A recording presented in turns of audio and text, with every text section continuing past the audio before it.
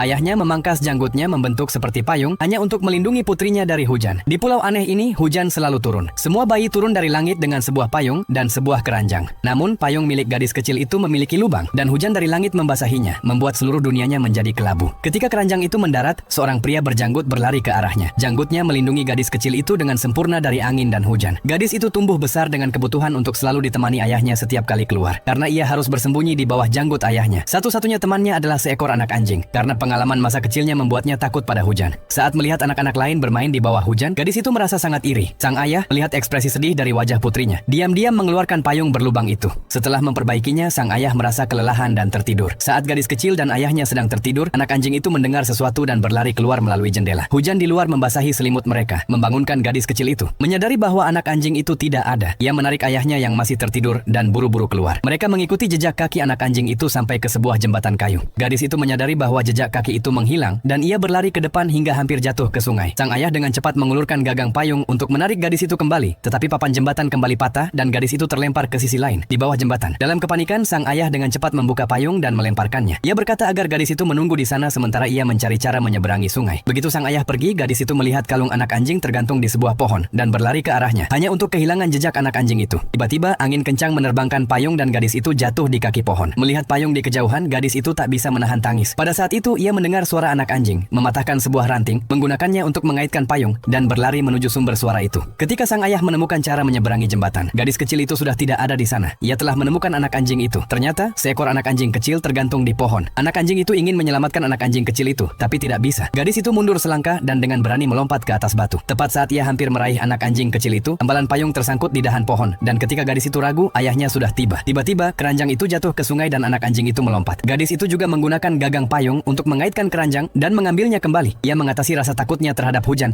dan sang ayah tersenyum lega.